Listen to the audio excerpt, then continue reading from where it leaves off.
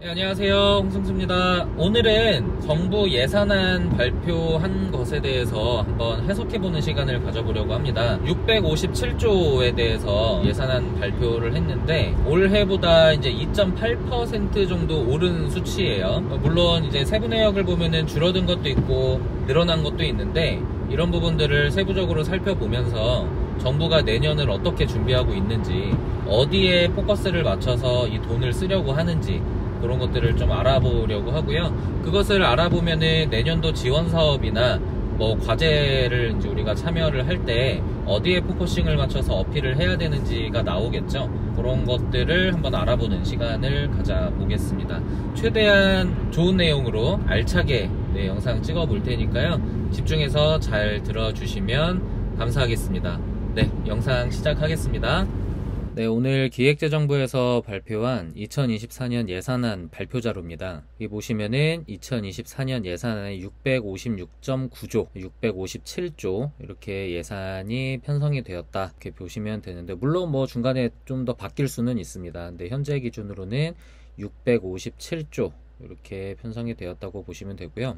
요 밑에를 좀 보시면 원점 재검토, 재정 누수 요인 제거, 꼭 필요한 곳에 재투자, 요거를 하겠다고 적혀 있잖아요. 이걸 왜 하냐면 재정이 그동안 비정상이었다, 이게 정상화로 돌리겠다, 그 다음에 그렇게 해서 절감된 재원을 제대로 과감하게 투자하겠다, 이런 내용이 좀 적혀 있고요.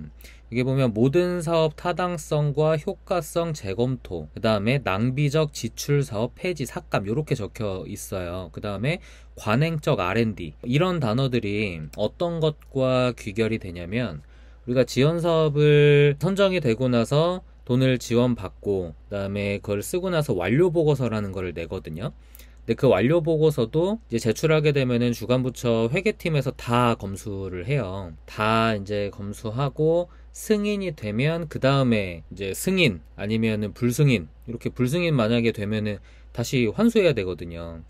그런 기준들이 조금 까다로워질 수 있다, 그렇게 우리가 좀 해석을 해볼 수 있을 것 같아요. 그래서 이런 부분들을 참고를 해야 되고요. 그 다음에 재정 정상화로 확보한 재원을 20대 핵심 과제에 과감하게 재투자하겠다. 그럼 어디에 재투자할 거냐? 약자 복지. 지금 올해, 지금 2023년도 3분기 말부터 이 약자 동행이라는 사업들이 계속 나오고 있거든요. 올해 지금 시범사업 하는 것 같아요. 올해 결과를 보고 내년도에 이제 쭉 달려나가려고 하는 것 같아요. 그래서 지금 약자동행 지원사업도 몇 가지 나오고 있는데 참고하시고요. 그 다음에 성장 동력 확보를 위한 미래 준비하는데 재투자하겠다. 그 다음에 양질의 일자리를 창출하겠다. 그 다음에 국가의 본질 기능에 집중을 하겠다. 예, 이런 건데요. 약자 복지를 조금 더 자세히 보면은 생계급여 뭐 인상되고 100만 노인 일자리 100만 개를 만들겠다고 하네요. 그 다음에 소상공인 경영 응원 3종 패키지. 그래서 여기 고리대출을 저리자금으로 대환 이렇게 되어 있잖아요. 요거는 이제 중기부 지원사업에 적혀 있는데 뒤에서 한 번 더 말씀을 드릴 거고요. 다문화가정, 그 다음에 뭐 생활체감형 지원, 이런 것들이 있다. 그다음에 미래 준비할 때는 이런 내용들이 있으니까요. 이거 잠시 일시정지한 다음에 보셔도 될 것 같아요. 아니면은 기획재정부 홈페이지 들어가셔서 카드 뉴스를 보면은 8월 29일 날짜로 요 페이지가 똑같이 올라와 있습니다. 양질의 일자리 창출도 이렇게 있고, 그 다음에 국가의 본질 기능 수행을 뒷받침한다, 뭐 이렇게 네 가지가 또 나와 있습니다. 그래서 소상공인, 자영업자, 농어민, 창업, 벤처, 산업단지에게는 2024년엔 이렇게 바뀝니다. 이런 내용들이 적혀 있으니까요. 한번 보시고, 요 내용은 각 부처별로 제가 정리해 놓은 거를 뒤에서 좀 말씀을 드릴 겁니다. 2024년도 예산안 분야별 재원 배분 계획을 보면 분야별로 이렇게 예산 배분 계획들이 쭉 나와 있죠. 지금 영상을 혹시나 보고 계시는 대표님들이시라면 각 분야별로 이렇게 다양하게 분포되어 있을 수 있으시겠지만, 컨설팅 하시는 분들은 대부분 중기부나 산업부 분야에 많이 편중이 되어 있습니다. 그래서 보면은 이제 산업, 중소기업, 에너지 이쪽하고 연구개발 R&D, 그 다음에 농림수산식품 여기 하고요. 그러니까 문화체육관광은 사실 많이 보진 못했는데 저는 현재 자문사가 두 군데가 있거든요. 이 두 군데가 이제 문체부 과제를 하고 있어요. 그래서 문체부 공고문들도 좀 자주 보고 있는 편이고요. 그 다음에 환경 쪽도 마찬가지고요. 조금 마음이 아픈 부분이 이 부분이죠. 연구개발 R&D가 25.9조 마이너스 16.6%가 떨어졌다. 이 부분이 조금 안타까운데, 자세하게 한번 좀 보면 빨간 박스 보시면 매년 상수로 증가해온 R&D 예산은 이례적으로 구조조정 1순위가 되었다. 내년도 R&D 예산은 25조 9천억, 올해가 31조 1천억이었는데 5조 2천억이 줄었다.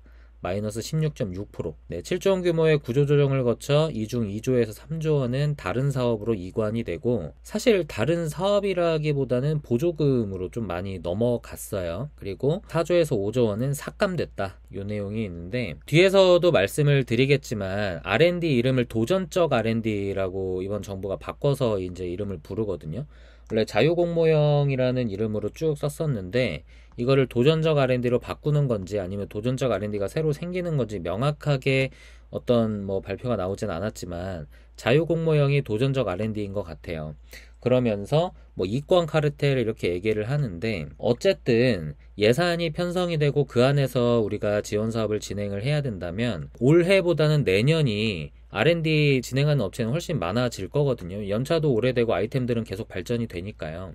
근데 예산이 줄어드니까 그만큼 조금 어려워지기도 할 것이고, R&D란 지원 사업이라는 게 다 똑같은데 협약 기간이 끝나게 되면은 완료 보고서를 내서 지원된 금액을 가지고 비목대로 잘 예산을 썼는지 이런 것들을 평가하게 되는데요. 그러한 평가 항목들이 약간은 엄격해진다라고 볼 수 있을 것 같아요.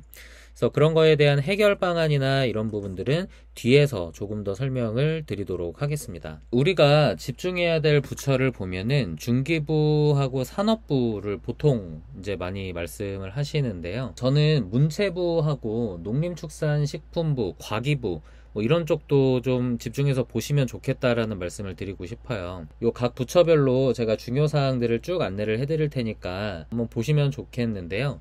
일단 중기부 같은 경우는 14.5조가 증액이 되었고 올해보다 9,930억 원이 증액이 되었다라는 내용이 오늘 날짜로 뉴스가 나와 있는 걸 제가 캡처를 해봤고요. 세부 사항으로는 기업가형 소상공인을 육성하겠다. 요 자금으로 4조 9,882억 원이 투입이 되는데요. 이 기업가형 소상공인은 제가 그동안 줄기차게 얘기했던 강한 소상공인과 같은 것들입니다. 그거는 뒤에서 조금 더 자세하게 말씀을 드려보고요. 일단 소상공인 대환대출을 위해서 5천억 원 규모의 자금이 신설이 된다 라고 되어 있고, 소상공인 약 1만 개라고 되어 있죠. 네, 5천만 원 정도를 지원한다, 그렇게 보시면 될 것 같고요. 이 기업가형 소상공인 육성사업 524억 원이 신설됐다. 이 사실 말이 신설이지 기업가형 소상공인 육성지원 사업은 올해도 있었습니다. 그게 이제 강한 소상공인 성장지원 사업인데요. 여기 보시면 신사업 창업 사관학교, 그 다음에 강한 소상공인 성장지원 사업, 그 다음에 로컬 크리에이터 육성 사업, 그 다음에 로컬 브랜드 창출 사업, 이 네 가지를 묶어서 기업가형 소상공인 육성 사업이라는 이름을 새로 만들었다고 보시면 될 것 같아요. 그 예산안이 524억 원이 편성이 되었고요. 강한 소상공인 성장지원 사업과 로컬 크리에이터 육성 사업은 중기부에서 굉장히 밀고 있는 핫 브랜드 사업이기 때문에 이 부분 잘 참고해서 우리가 지금부터 준비하시면 정말 내년이 풍요롭고 즐거울 것 같고요. 그 다음에 중기부에서는 스마트 상점 기술보급 사업도 같이 하고 있죠. 약 6,000개 정도의 소상공인 사업장을 대상으로 키오스코나 스마트 미러, 그 다음에 그 테이블 오더, 그 다음에 서빙 로봇, 뭐 이런 것들 갖추도록 지원하는 게 344억 원이 편성이 되어 있다. 그리고 제가 여기 빨간 박스는 안 쳐놨는데 마우스 따라오시면은 이 소상공인 온라인 판로 지원 사업이라고 있잖아요. 이것도 올해 그 상반기에 조금 나오다가 하반기에 좀 많이 나오더라고요. 이 판로 지원 사업도 꽤 쏠쏠하게 쓸 곳이 많습니다. 예를 들어서 자사몰을 가지고 있는 회사라면 요즘에 뭐 제조업이든 그 유통 도소매든 거의 모든 업종이 자사몰을 다 가지고 있잖아요. 하다못해 스마트 스토어라도 가지고 있는데 거기에 들어가는 상세 페이지 제작 지원을 하거든요. 그리고 동영상 제작 지원도 하고, 그 상세 페이지를 제작을 하는 데만도 돈이 꽤 들어갑니다. 그런 것들을 이제 지원 사업을 통해서 지원 받을 수가 있기 때문에 놓치지 않고 우리가 선정된다면 꽤 쏠쏠하게 정부의 자금을 이용할 수가 있겠죠. 이런 부분을 참고해 주시고요. 그 다음에 산업부입니다. 산업부는 11조 2천억 원이 편성이 되었고 올해보다 1.3%가 올라는 갔는데 아쉬운 게 R&D죠. R&D 4조 6,800억 원으로 13.8%가 줄었다. 요런 내용이 있고요. R&D 예산은 14% 가까이 줄었지만 비R&D 예산이 올해 5조 6,413억 원에서 내년 6조 5,376억 원으로 15.9%가 늘어난 데 따른 것으로 1.3%가 증가했다. 그 내용이 적혀 있는 거고요. 산업 분야를 보면은 5조 1,432억 원, 에너지 분야 그렇고 무역 통상 분야가 1조 1,114억 원으로 편성이 됐다. 이 무역에 관련된 것도 관세를 지원하는 이런 지원 사업들도 산업부에 있어요. 들도 우리가 수출할 때 관세 또 중요한 부분이잖아요. 이런 부분들 잘 참고해 주시면 좋을 것 같고요. 수출 지원 예산 규모로는 이제 올해 6,077억 원에서 내년도 6,853억 원으로 확대가 되고요. 세부 항목을 보면은 그동안 이제 큰 애로사항이었던 해외 마케팅과 해외 인증 취득 지원을 강화하기 위해서 18억 6천만 원을 신규로 편성했다라고 되어 있는데, 해외 인증 취득 지원이 뭐냐면 우리가 예를 들어서 중동 지역의 어떤 식품을 수출을 하려고 한다. 그러면은 그 중동이 원하는 인증이 있어요. 그러니까 우리나라로 따지면은 해썹 인증 같은 거를 그 중동에서는 할랄 인증이라고 하거든요. 그 인증을 꼭 받아야지 저희가 수출을 할 수가 있습니다. 근데 중동이 그렇지 우리가 전 세계로 수출을 한다면 각 나라별로 원하는 인증 항목들이 정말 제각각으로 엄청나게 많거든요. 그런 것들을 중소기업이 일일이 찾으면서 그것을 취득하는 것도 어렵고, 그것을 취득을 대행해주는 어떤 인증기관을 찾는 것도 어렵고, 찾는다 하더라도 그 인증 비용이 꽤 들어가기 때문에 그것 또한 부담이고, 요런 이제 고충들이 있었는데 이것을 산업부도 발벗고 나섰다. 그렇게 보시면 되고요. 18억 6천만 원의 지원 형태를 수출 바우처로 지원하겠다. 그 다음에 전문 무역 상사의 대행 수출 지원도 확대한다. 그렇게 보시면 되겠습니다. 지금 계속 산업부가 수출 관련된 얘기를 하고 있잖아요. 제가 이제 대표님들 만나 뵙거나 저와 같이 일을 하는 이제 여러 컨설턴트 분들과 만나서 이런저런 얘기를 하다가 어떤 말씀을 제가 드렸었냐면, 뉴스를 보니까 무역 수지가 흑자로 돌아섰다고 하더라. 마이너스보다 플러스가 많다라는 내용이거든요. 흑자가 이제 많이 벌어들였다는 얘기니까 여기서 마이너스는 수입이고 플러스는 수출이잖아요. 그러면 이것이 흑자로 돌아섰다고 하면 수입보다 수출이 많아졌다 라고 해석을 할 수밖에 없겠죠. 근데 그 내용을 자세히 뜯어보면 이런 내용이었어요. 2달 연속 무역 흑자라고 되어 있는데 그것이 수입 감소가 더 큰 불황형 흑자였다.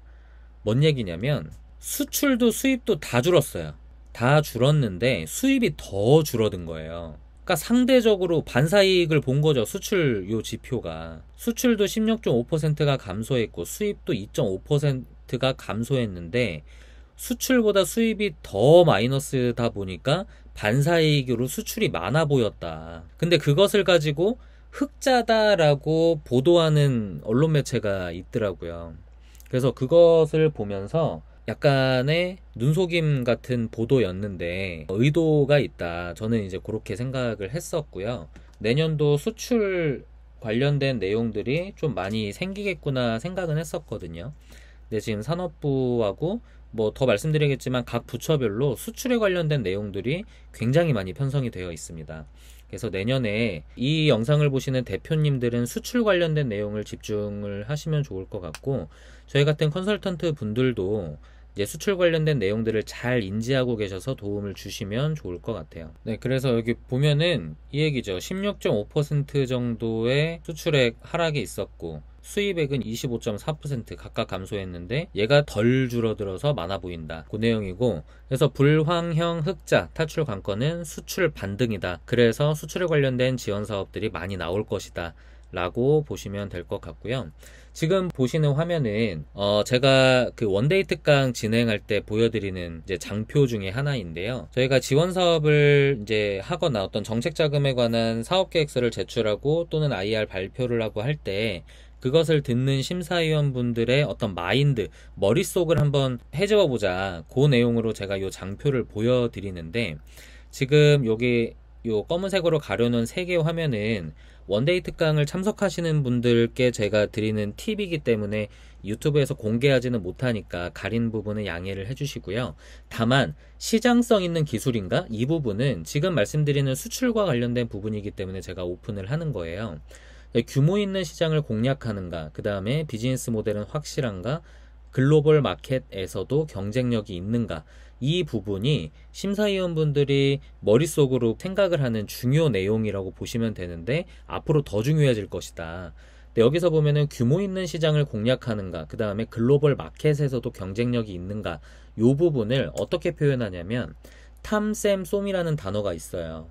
저희가 사업계획서 쓸 때 시장 규모를 우리가 표현할 때 전체 시장을 탐, 유효 시장을 셈, 수익 시장을 쏨, 이렇게 보는데요. 예를 들어서 우리의 수익 시장, 우리가 타겟하고자 하는 시장이 서울 경기권의 생산 가능 인구라고 한번 타겟을 잡아 볼게요.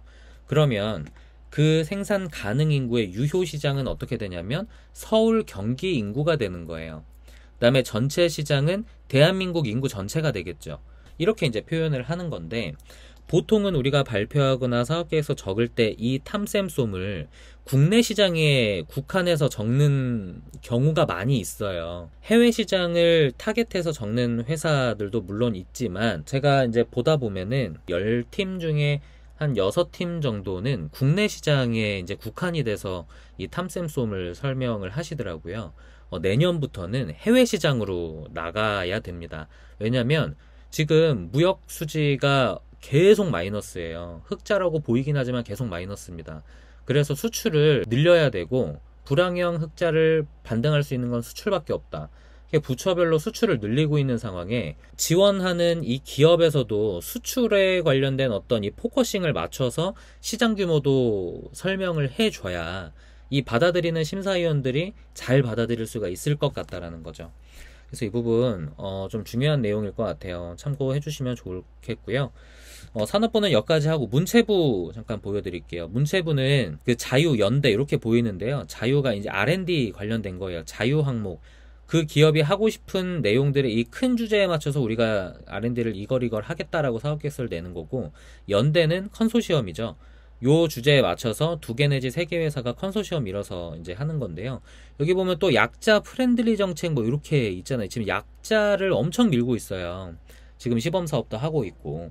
문체부에서도 이런 게 있다 보시면 되는데, 좀 세부적으로는 이렇게 있고요. 이거는 그 화면 정지하셔서 한번 쭉 보시고요.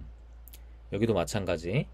이게 문체부 거 보면은 현장 중심 협업으로 도약하는 K스포츠 이렇게 있잖아요. 스포츠 산업 금융 지원, 요 융자라고는 되어 있는데, 스포츠 산업 금융 지원 관련해서도 예산안이 많이 늘어나다 보니까 지금 스포츠 산업 관련된 업체가 IT하고 융복합을 해서 어떤 시스템을 만든다거나 플랫폼을 만드는 그 아이템들이 많아지고 있거든요. 이런 부분도 우리가 고객 사 발굴을 할 때 이런 부분 참고하셔갖고 발굴해 보시면 좋을 것 같고요.